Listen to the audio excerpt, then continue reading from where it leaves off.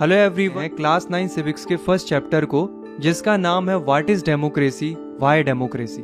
देखो, ये चैप्टर हमें बताता है कि डेमोक्रेसी का बेसिक मीनिंग क्या होता है, उसके फीचर्स क्या होते हैं, और साथ में ये चैप्टर हमें ये भी समझाने की कोशिश करता है कि दुनिया भर में डेमोक्रेसी का इतना क्रेज क्यों है, क्यों डेमोक्रेसी को इतनी इंपॉर्टेंस दी जाती है। तो चलिए शुरू करते हैं इस चैप्टर। डेमोक्रेसी क्या होती है? तो democracy is a form of government in which the rulers are elected by the people. यानी कि डेमोक्रेसी गवर्नमेंट की एक ऐसी फॉर्म होती है जिसमें जनता का राज होता है, यानी कि लोग वोट करके अपने लीडर्स को चुनते हैं और वही लीडर सरकार चलाते हैं। इसी सिस्टम को हम कहते हैं डेमोक्रेसी। ठीक है। अब दोस्तों, ऐसा जरूरी तो नहीं है कि हर कंट्री में डेमोक्रेसी हो। कुछ कंट्रीज ऐसी होती हैं जहाँ डेमोक्रेसी नहीं होती। फॉर एग्जाम्पल म्यांमार जो कंट्री है उसमें मिलिट्री रूलर्स हैं, और वो भी ऐसे रूलर्स हैं जिन्हें जनता ने इलेक्ट नहीं किया है, बस वो आर्मी में थे इसलिए उन्होंने अपने हाथ में पावर ले ली और रूल करना शुरू कर दिया।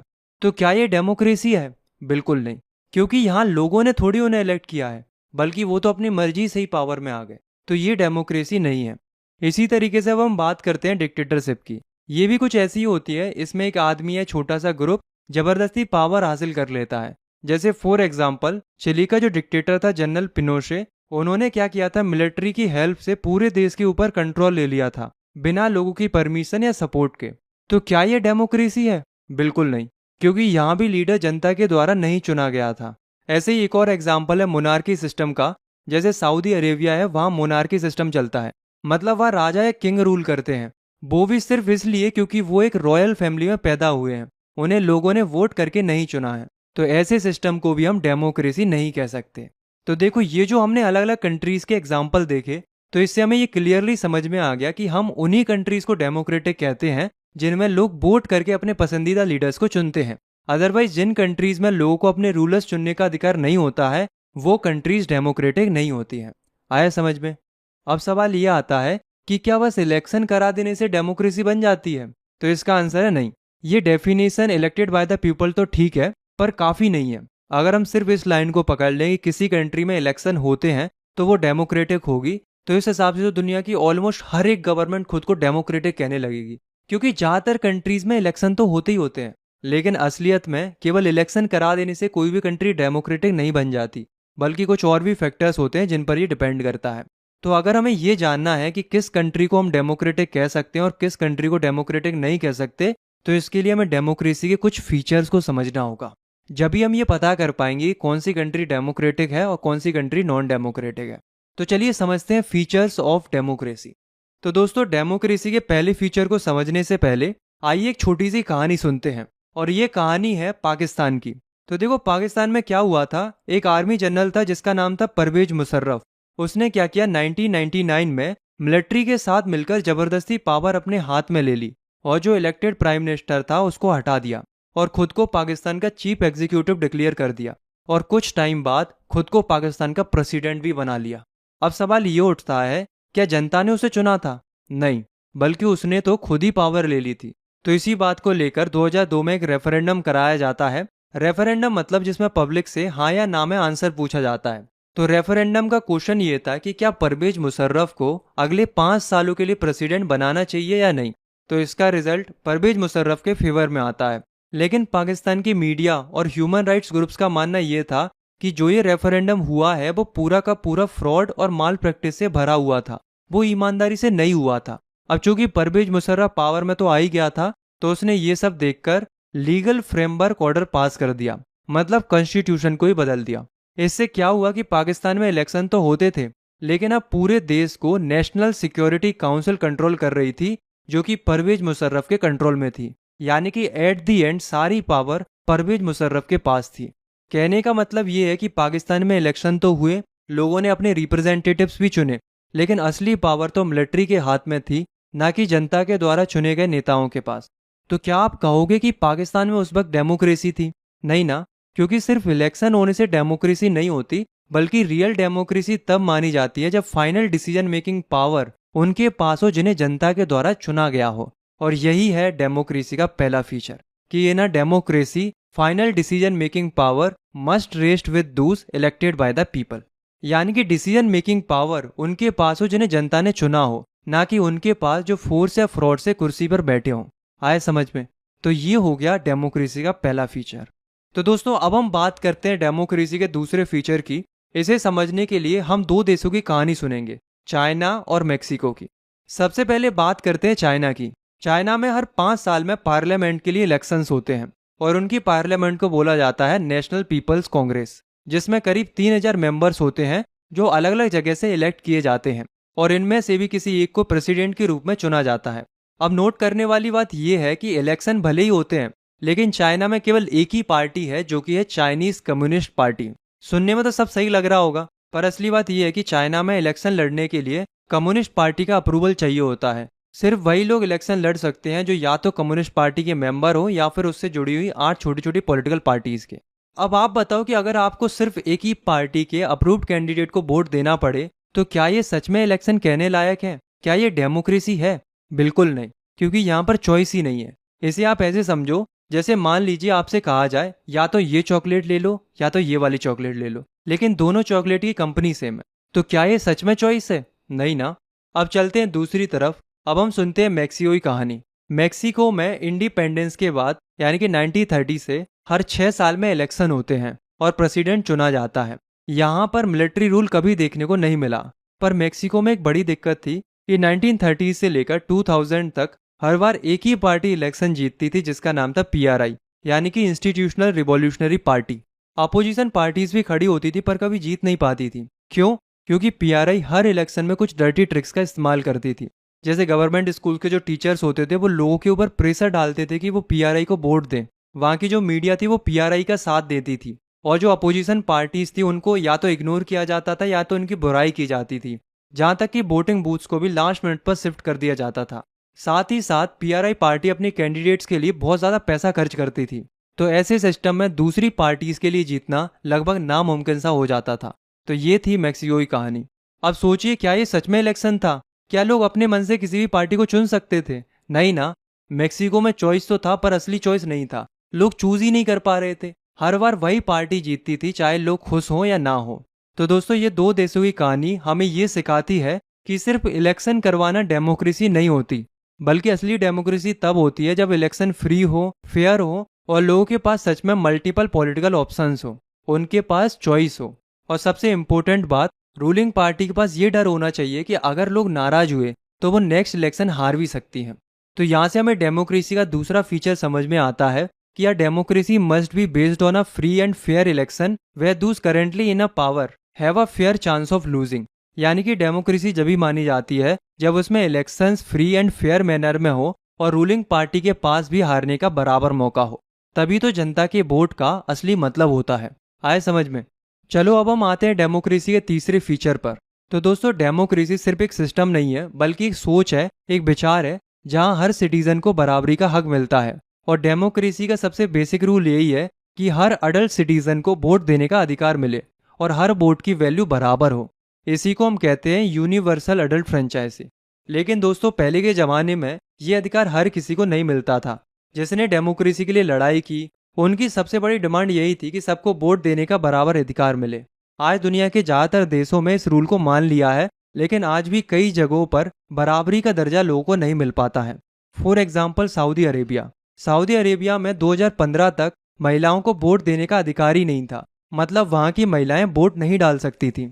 सोचिए, ऐसा देश जहाँ की आधी आबादी को पॉलिटिकल वॉइस ही नहीं थी, तो क्या ये डेमोक्रेसी थी? बिल्कुल नहीं।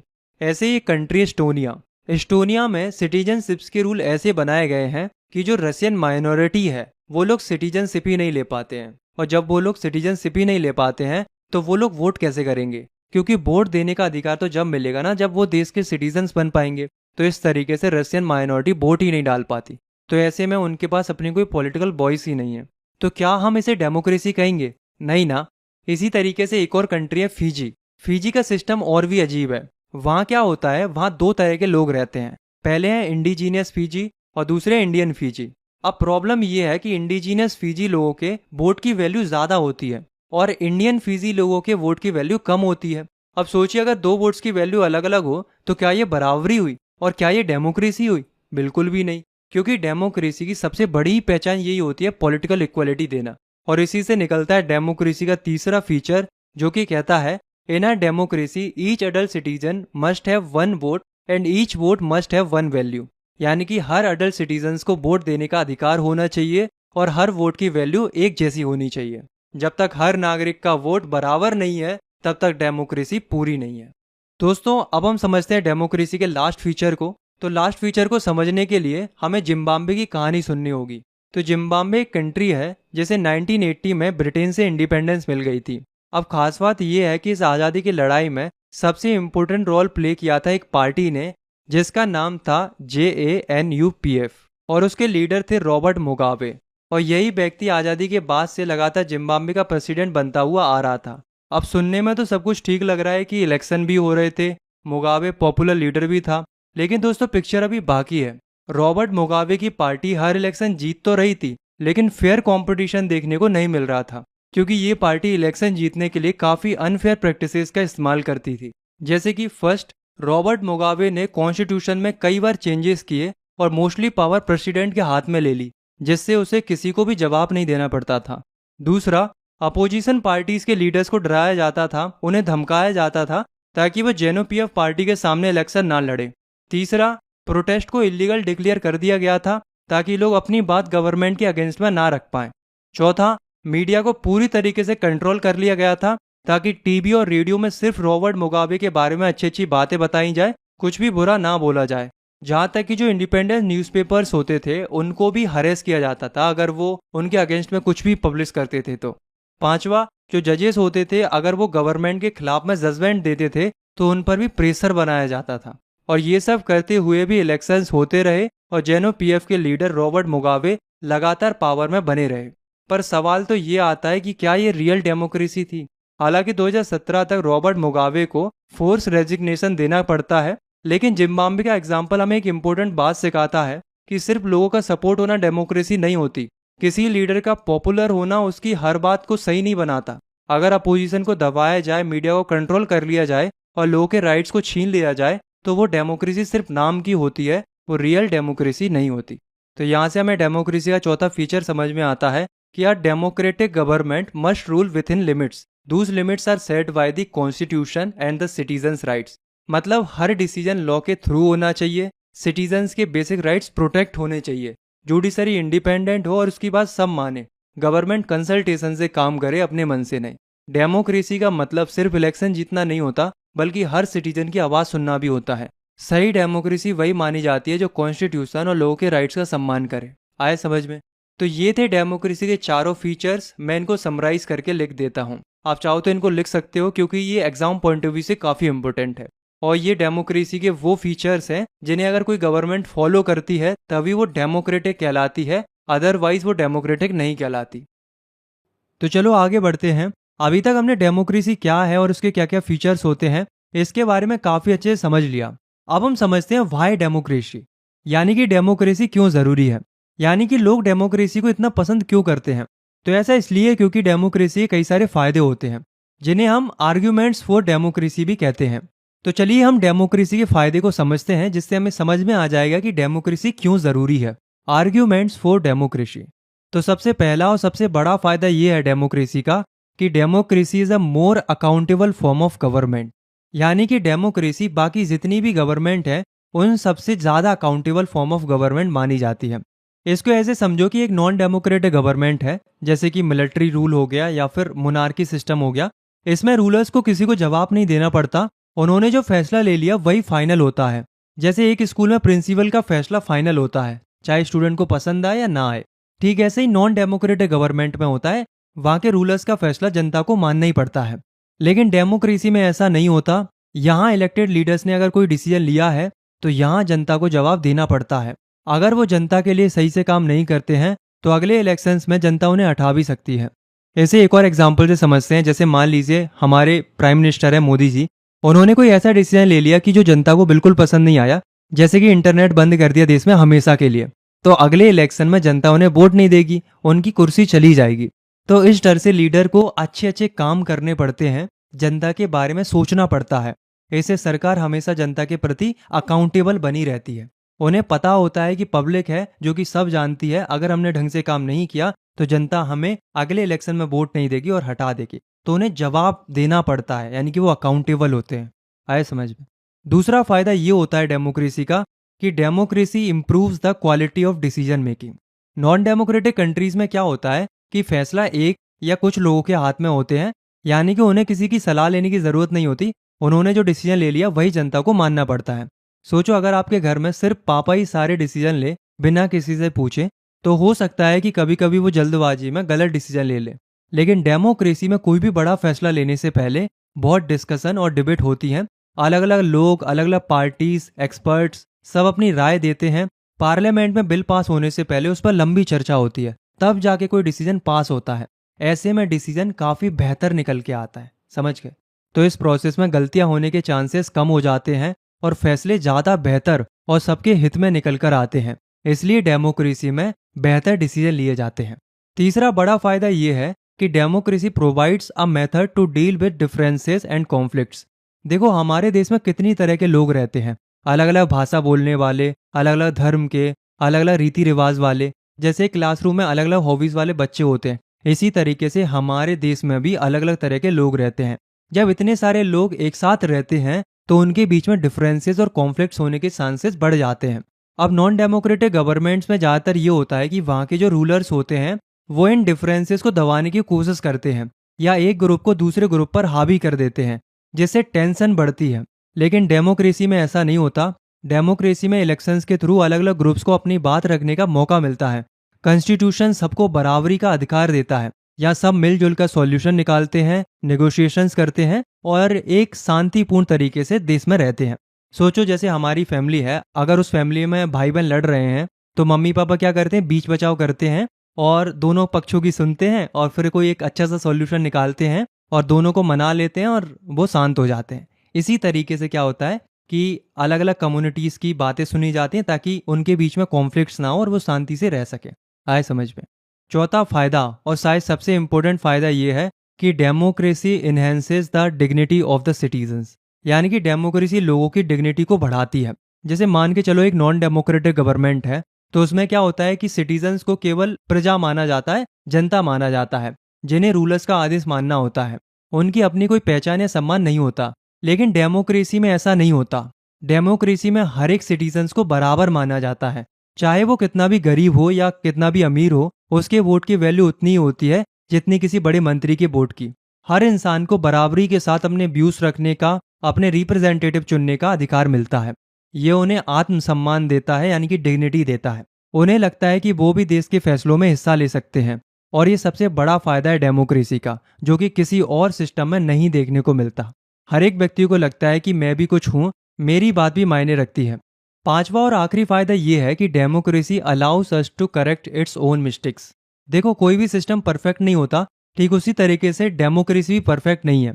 कई बार देखा जाता है कि डेमोक्रेटिक गवर्नमेंट्स भी कई गलतियां करती हैं, लीडर्स भी गलत फैसले ले लेते हैं। लेकिन अच्छी बात यह है कि अगर डेमोक्रेसी में कोई गलती होती भी है तो उसको ठीक करने का मैकेनिज्म होता है। जनता के पास अगले इलेक्शंस में सरकार बदलने का मौका होता है और कोर्ट भी गवर्नमेंट के फैसले को चैलेंज कर सकती है।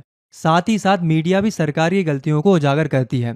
ऐसे लीडर्स को अपनी गलतियां सुधारने का मौका मिलता है। जबकि नॉन डेमोक्रेटिक सिस्टम्स में अगर रूलर ने कोई गलत फैसला ले भी लिया हो तो उसे ठीक करने का कोई तरीका नहीं होता है, जब तक कोई बड़ा रेवोल्यूशन ना हो जाए। तो कुल मिलाकर देखा जाए तो ये डेमोक्रेसी के कुछ फायदे हैं जो कि हमने डिस्कस किए। उनसे हमें ये समझ में आ गया कि वास्तव में डेमोक्रेसी बाकी फॉर्म ऑफ गवर्नमेंट से अच्छी है, और क्यों अच्छी है ये हमने पॉइंट में समझ लिया। आए समझ में? अब आपको क्या लगता है दोस्तों कि डेमोक्रेसी की क्या अच्छाइयाँ हैं क्या? नहीं, डेमोक्रेसी की कुछ कमियां भी हैं। चलो अब हम उन कमियों के बारे में डिस्कस करते हैं।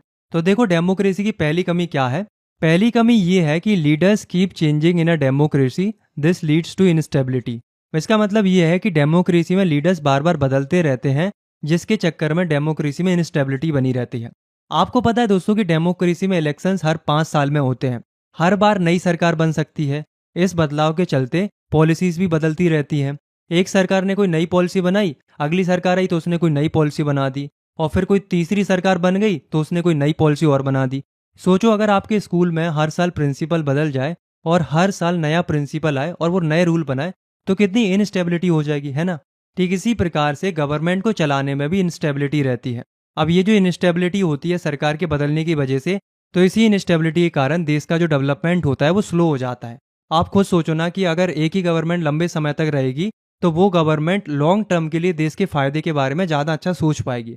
और अगर बार बार सरकार बदलेगी तो ऑब्वियस सी बात है, इनस्टेबिलिटी थोड़ी बहुत रहेगी। दूसरी कमी ये है कि democracy is all about of political competition and power play. There is no scope for morality. Democratic system में पॉलिटिकल पार्टीज एक दूसरे से लड़ती रहती हैं। हर पार्टी इलेक्शन जीतने के लिए कुछ भी करने को तैयार हो जाती है। इसमें सरकार कई बार मोरालिटी को खो देती है। बिल्कुल, पार्टीज एक दूसरे पर इल्जाम लगाती हैं, झूठे वादे करती हैं। ये सब देखकर लोगों का पॉलिटिक्स के ऊपर भरोसा उठ जाता है। कभी कभी ऐसा लगता है कि देश के फायदे से ज्यादा पार्टीज को अपनी कुर्सी की चिंता होती है। जैसे एक गेम में सिर्फ जीतने के लिए सब कुछ करते हैं, रूल्स तोड़ भी दें तो भी चलेगा। आजकल के पॉलिटिशियंस भी इसी तरीके से काम करते हैं और यही आजकल की पॉलिटिक्स में चल रहा है। डेमोक्रेसी की तीसरी कमी यह है कि so many people have to consulted in a democracy that it leads to delay. तो जैसा कि हमने डेमोक्रेसी के फायदों में देखा था कि डेमोक्रेसी में डिसीजंस, डिस्कशंस और डिबेट्स के बाद लिए जाते हैं और ये अच्छी बात है। लेकिन कभी कभी इसमें डिले हो जाता है, क्योंकि आप खुद सोच के देखो ना कि हर छोटी से छोटी बात पर डिसीजन लेने के लिए भी बहुत से लोगों की मीटिंग करनी पड़ती है और बहुत से लोगों के साथ मिलकर डिसीजन लेना पड़ता है और सब लोग आपस में डिस्कस करते हैं, तब जाके डिसीजन लिया जाता है। तो भले ही डिसीजन अच्छा लिया जा रहा है लेकिन उसमें देरी हो जाती है। और वहीं नॉन डेमोक्रेटिक गवर्नमेंट में क्या होता है कि वहाँ के जो लीडर्स होते हैं वो तुरंत ही डिसीजन ले लेते हैं, उन्हें ज़्यादा सोचना नहीं पड़ता, भले वो गलत ही क्यों ना हो लेकिन तुरंत डिसीजन लिया जाता है। आए समझ में? डेमोक्रेसी की चौथी कमी ये है कि elected leaders do not know the best interest of the people, its leads to bad decisions. कभी कभी ऐसा होता है कि जो लीडर्स हम चुनते हैं उन्हें जनता की असली प्रॉब्लम्स की समझ ही नहीं होती है। वो सिर्फ अपनी पार्टी की लाइन या बड़े लोगों के फायदे के हिसाब से फैसले ले लेते हैं। कुछ लीडर्स एजुकेटेड नहीं होते या उनके पास ज़रूरी एक्सपीरियंस होता ही नहीं है। इससे कई बार गलत डिसीजन भी या बुरे डिसीजन भी लिए जाते हैं, जिसका खामियाजा पूरे देश को भुगतना पड़ता है। जैसे मान लो एक टीम का कैप्टन है, उसे गेम की स्ट्रेटेजीज ही नहीं आती, तो ऑब्वियस सी बात है कि वो गलत मूव चलेगा ही चलेगा और ऐसे में वो टीम को हरवा देगा।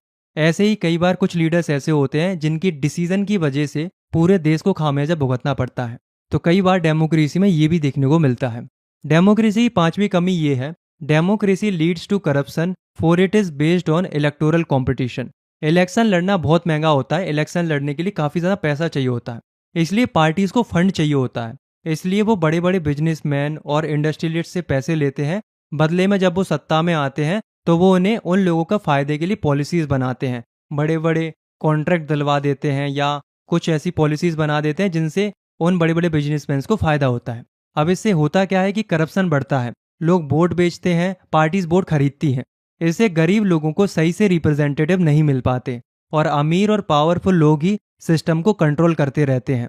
सोचो अगर आपकी फेवरेट टीम तभी जीते जब उनके पास पैसा होगा, तो क्या ये फेयर गेम होगा? नहीं ना।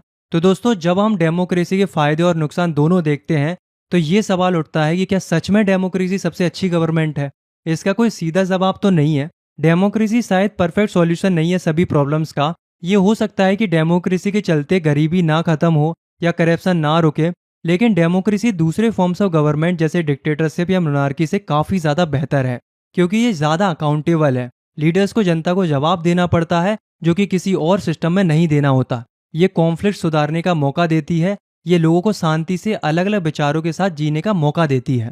ये हर एक सिटीजन को डिग्निटी देती है, यानी कि इज्जत देती है। ये हर एक सिटीजन को रिस्पेक्ट देती है। ये हर इंसान को बराबर का सम्मान देती है। ये उसे अपनी किस्मत का खुद मालिक बनने का अधिकार देती है। ये अपनी गलतियां सुधारने का मौका भी देती है। अगर गलती होती भी है तो उसे ठीक करने का मौका भी मिलता है। तो दोस्तों, इस चैप्टर से हमने समझा कि डेमोक्रेसी क्या है, उसके कौन कौन सी फॉर्म्स होती हैं, फिर हमने उसके 4 फीचर्स के बारे में समझा और आखिर में हमने देखा कि क्यों डेमोक्रेसी को इतनी इंपॉर्टेंस दी जाती है। भले ही दोस्तों डेमोक्रेसी में कमियां हों, लेकिन वो सारी फॉर्म ऑफ गवर्नमेंट से काफ़ी ज़्यादा बेहतर है और हमारे लिए ये काफ़ी प्राउड की बात है कि हमारा जो देश है वो सबसे बड़ी डेमोक्रेसी है पूरे वर्ल्ड में। तो दोस्तों, ये चैप्टर हमारा यहीं ख़त्म होता है। अगर आपको ये एक्सप्लेनेशन पसंद आया तो आप लाइक कर सकते हो, चैनल को सब्सक्राइब कर सकते हो। हम क्लास 9th को इसी तरीके से पढ़ेंगे। मिलते हैं अगली वीडियो में, तब तक के लिए टेक केयर, बाय बाय।